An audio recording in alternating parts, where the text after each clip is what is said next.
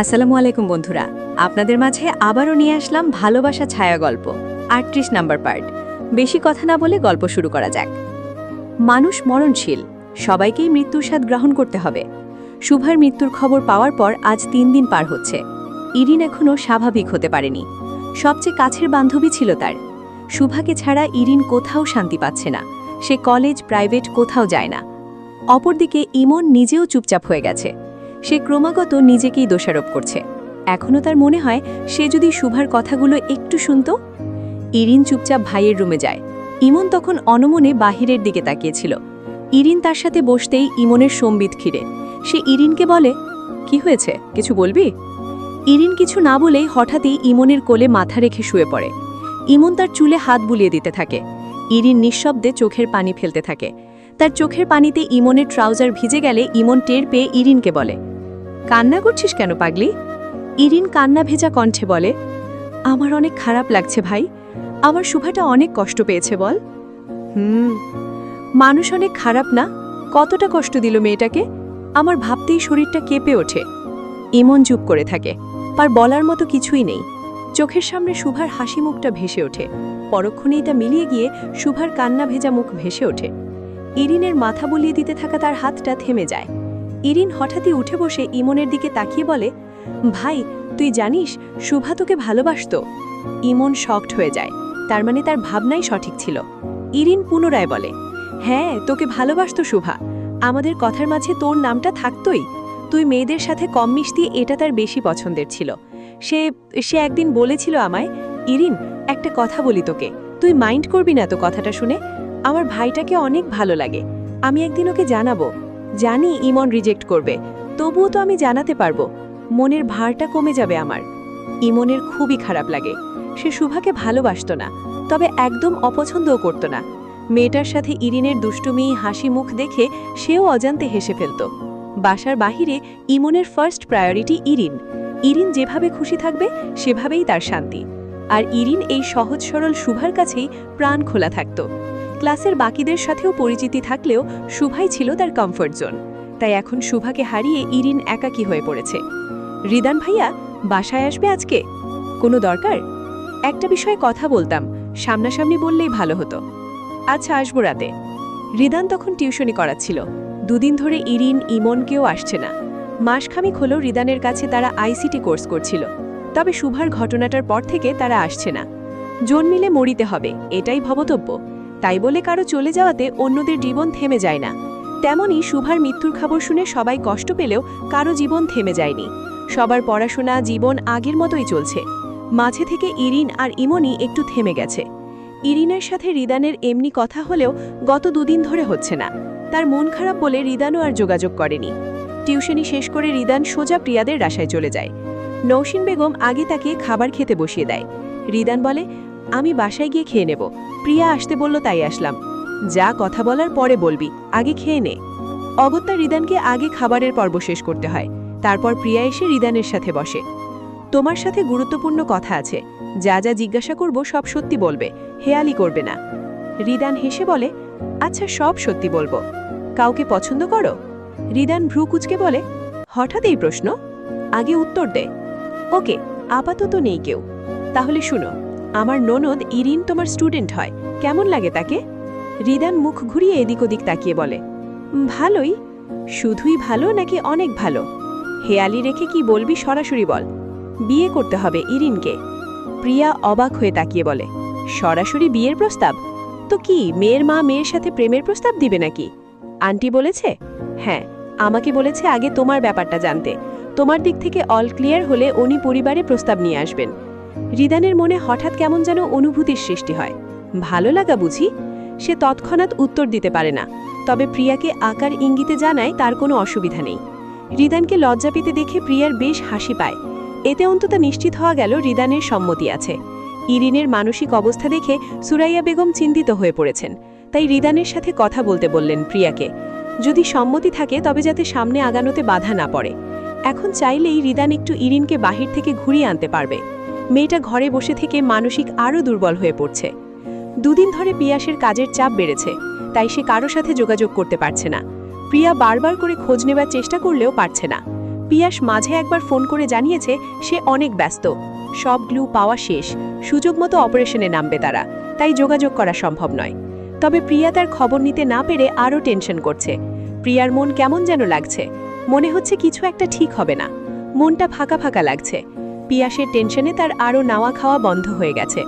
একদিকে পিয়াস নিজের দায়িত্ব পালনে ব্যস্ত, অপরদিকে তার ওয়াইফ প্রিয়া স্বামীর টেনশনে ব্যস্ত।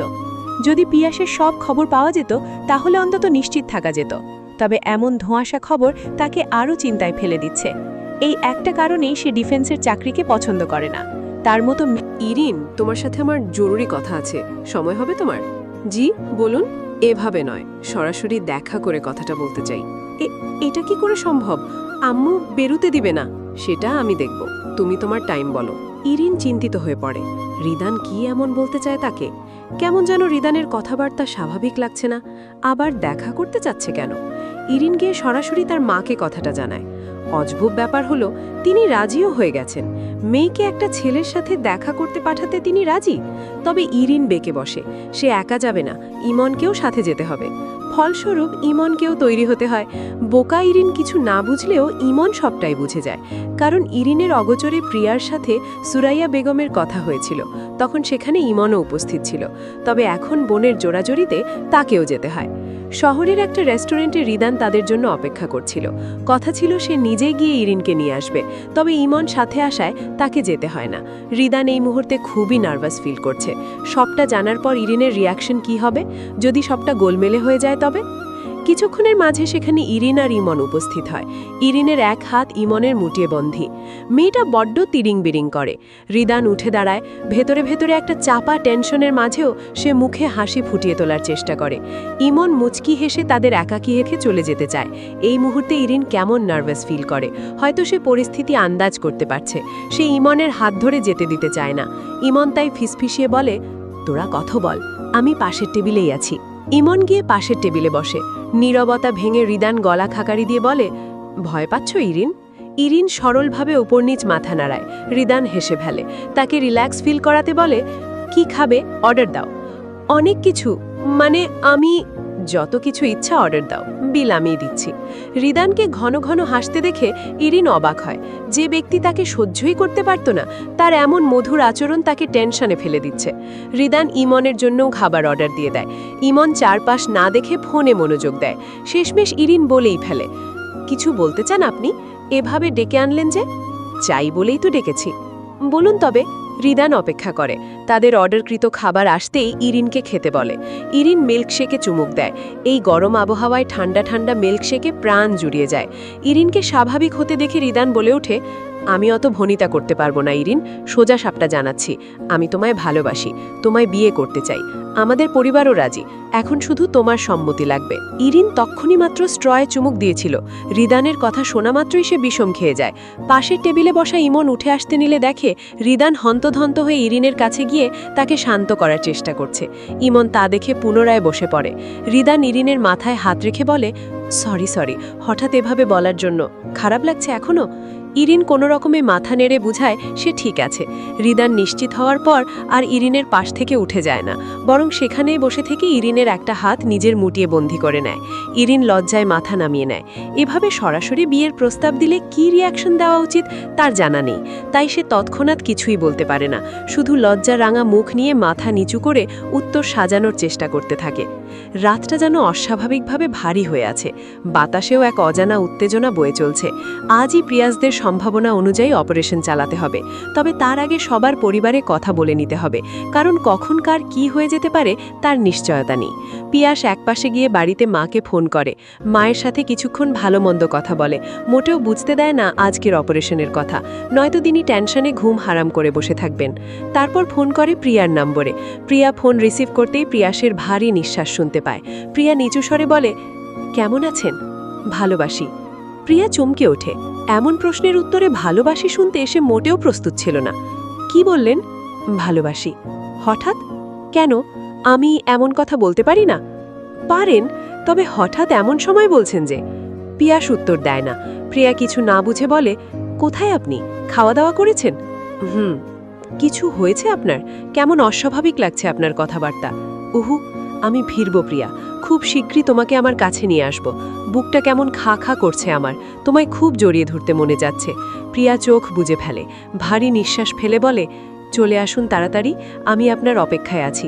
ফিরুন আমার কাছে, আমি আমার বুকে আপনাকে খুব যত্নে আগলে রাখব। দেখবেন সব খারাপ লাগা ভ্যানিশ হয়ে যাবে। প্রিয়ার এমন কথায় পিয়াস আরও দুর্বল হয়ে পড়ে। একটু পরের অপারেশনের কথা মাথায় আসতেই সে নিজেকে শক্ত করে নেয়। মোটেও দুর্বল হওয়া যাবে না, মাথার ওপর অনেকগুলো দায়িত্ব আছে। তার উপর একটা দায়িত্ব মেয়েগুলোকে সুস্থভাবে উদ্ধার করা। চোখের সামনে ভেসে ওঠে শুভার নিথর দেহটা। জানোয়ারগুলোকে শাস্তি না দিলে শুভার আত্মাও শান্তি পাবে না। সাম্য অপেক্ষা করছে নিজের বোনটাকে চোখের সামনে দেখতে, আদরে নিজের বুকে আগলে রাখতে। অনেক দায়িত্ব তার, সবাইকে নিরাপদে উদ্ধার করতে হবে, আর দোষীদের শাস্তির ব্যবস্থা করতে হবে। ক্যান্টনমেন্টের অপারেশন রুমের সামনে দাঁড়িয়ে আছে পিয়াস। বড় স্ক্রিনে বর্ডারের ম্যাপের ছবি ভাসছে। কিছু অংশ রেড জোন হিসেবে চিহ্নিত করা হয়েছে। তার মধ্যে একটা অংশ রহিমের সম্ভাব্য লোকেশন বলে শনাক্ত করা হয়েছে। ক্রমাগত রহিমের লোকেশন ট্র্যাক করা হচ্ছে। সে কোথা থেকে কোথায় যাচ্ছে তা চিহ্নিত করা হচ্ছে। লোকেশনগুলোকে একটাকেও ফাইনাল লোকেশন হিসেবে ধরা হয়নি, কারণ হতেও পারে তাদের ব্যাপারটা আগেই জেনে গিয়ে তাদের ডিস্ট্র্যাক্ট করার চেষ্টা চলতে পারে। তাই রহিম কোথায় কতক্ষণ অবস্থান করছে তা মিলিয়ে সিদ্ধান্ত নেওয়া হবে। অপারেশনের জন্য 3টি টিম বাছাই করা হয়। প্রথম টিম সরাসরি অপারেশনে অংশ নেবে, দ্বিতীয় টিম চারপাশ ঘেরাও করে রাখবে, আর ব্যাকআপ হিসেবে আরেকটি টিম প্রস্তুত রাখা হয়েছে। তাছাড়া উদ্ধারের জন্য রেস্কিউ টিম আর তাৎক্ষণিক চিকিৎসার জন্য মেডিকেল টিমও প্রস্তুত রাখা হয়েছে। প্রথম টিমে মেজর পিয়াসের সাথে আরও 2 জন মেজর আর তাদের টিম মূল অপারেশনে অংশ নেবে। দলের মূল মাথা হিসেবে রহিমের লোকেশন ট্র্যাক করে তারা মূল অবস্থান শনাক্ত করে ফেলে। প্রাথমিকভাবে রেকি করার জন্য সাধারণ পোশাকে আর্মির কয়েকজন সদস্য নিশ্চিত হতে যায়। অন্যদিকে পিয়াসরা নাইট ভিশন গগলস আর অস্ত্র নিয়ে তৈরি হয়ে আছে। রেকি করতে যাওয়া সদস্যদের কাছ থেকে সংকেত পাওয়া মাত্র তারা দ্রুত অপারেশনে নেমে পড়ে। গল্পটা কেমন লাগলো অবশ্যই জানাবেন, আর যারা এখনও সাবস্ক্রাইব করেন নাই তারা অবশ্যই সাবস্ক্রাইব করে দেবেন। ধন্যবাদ।